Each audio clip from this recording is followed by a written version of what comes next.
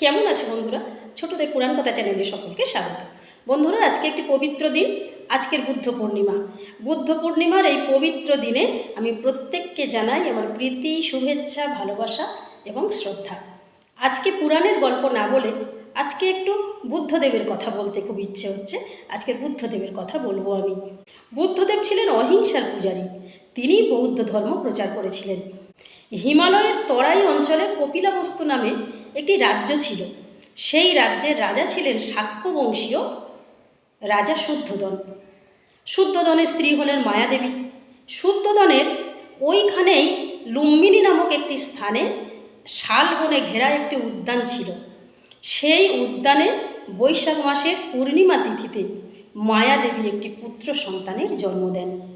কিন্তু দুর্ভাগ্যবশত সেই পুত্রের জন্মের পরই মায়াদেবী মারা যান। সদ্যজাত শিশুকে মানুষ করেন তার মাসি। অনেকে বলেন যে তিনি নাকি তার বিমাতা ছিলেন। তার নাম ছিল গৌতমী। গৌতমীর কাছে মানুষ হয়েছিলেন বলে শিশুটির নাম গৌতম, কিন্তু তার বাবা তার নাম রেখেছিলেন সিদ্ধার্থ। শিশু বড় হতে থাকলেও কিন্তু সংসারের প্রতি তার কোনো টান নেই। পার্থিব বস্তু তাকে টানে না। রাজার দুলালের ভোগ বাসনায় কোনো মোহ নেই। রাজা শুদ্ধোদন চিন্তিত হলেন। তিনি পুত্রকে সংসারে ফেরানোর জন্য অতীব সুন্দরী একটি কন্যার সঙ্গে বিবাহ দেন। তার নাম গোপা। বিবাহের পরেও সুন্দরী স্ত্রী তার মনকে আকর্ষণ করতে পারেনি।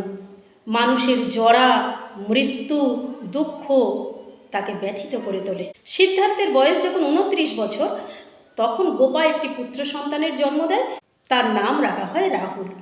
রাহুলের জন্মের পর গৌতম বুঝতে পারেন যে সংসারের প্রতি ক্রমাগত তিনি আবদ্ধ হয়ে পড়ছেন। এই আবদ্ধতায় তিনি থাকতে পারবেন না, সংসার তাকে ছাড়তেই হবে।